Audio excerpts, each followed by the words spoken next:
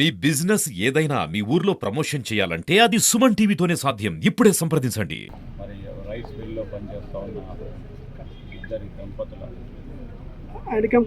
పసిపిల్ల 6 సంవత్సరాల బాలికను అతి క్రూరంగా మరి చంపిన నిందితుడు బీహార్కు సంబంధించిన వ్యక్తి. ఈ సంఘటన జరిగిన వెంటనే పోలీసు అప్రమత్తమై ఎప్పుడైతే బాలిక అదృశ్యమైందని వారి దృష్టికి వచ్చిందో పోలీసు యంత్రాంగం అంతా కూడా నిమిషాల్లో సంఘటనా స్థలానికి వచ్చి ఆ దంపతులు పడుకున్న ప్రాంతానికి వచ్చి వెంటనే మరి తనిఖీలు చేయటం, ఇక్కడ ఉన్న వారిని అందరినీ కూడా సంప్రదించడం, గంట వ్యవధిలోనే మరి ఈ సంఘటన జరిగింది. ఆ గంట సమయంలో కూడా పోలీసులు అంతా కూడా అందరితో విచారిస్తూ మరి నిందితుడికి గాలింపు చర్యలు ప్లస్ ఆ బాలిక ఆచూకీ గురించి చూస్తూ ఉన్న తరుణంలో మరి నిందితుడు కూడా దొరకడం, ఆ చిన్నారి చనిపోవటం అనేది అత్యంత బాధాకరం. ఆ నిందితుడు చేసిన చర్య హీననీయం. మానవ ప్రపంచం క్షమించరాని నేరం చేసింది.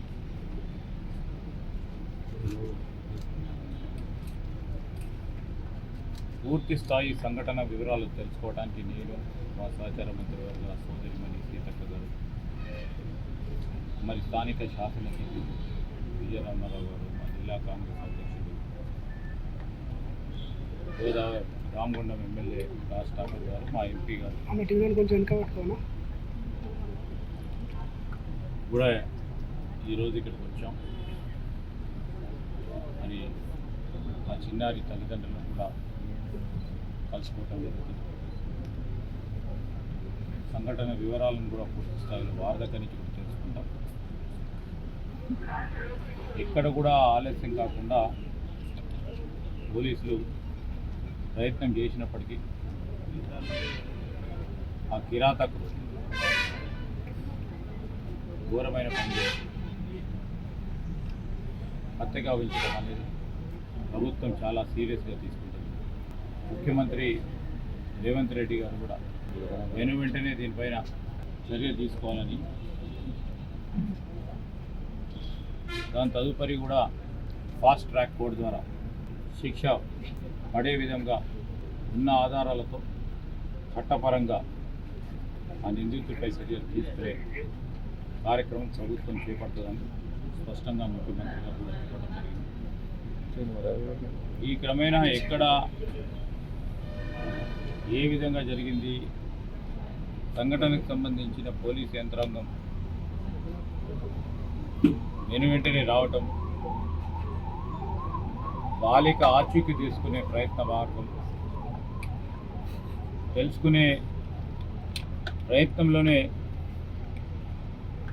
మరి సంఘటన విషయానికి వస్తే ఆ నిందితుడు అప్పటికే బాలికను హత్య చేయడం,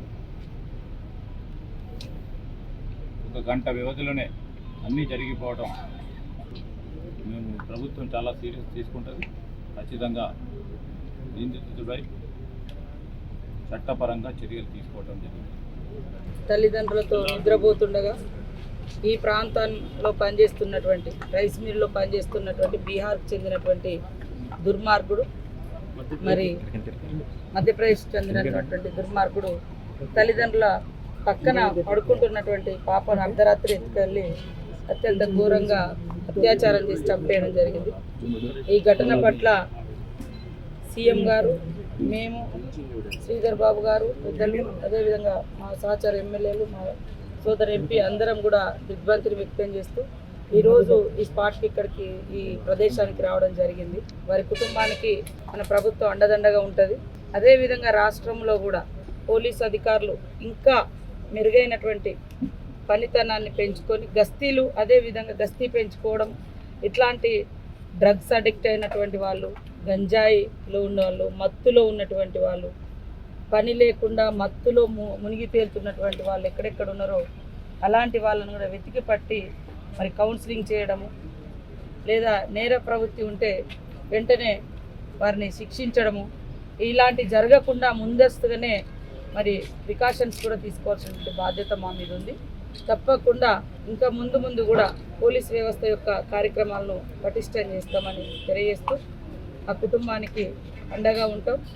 మరొకటి ఇట్లాంటి జరగకుండా కూడా మరి వ్యవస్థను పటిష్టం చేసుకొని ముందుకెళ్లాల్సిన అవసరం ఉందని కూడా తెలియజేస్తాం.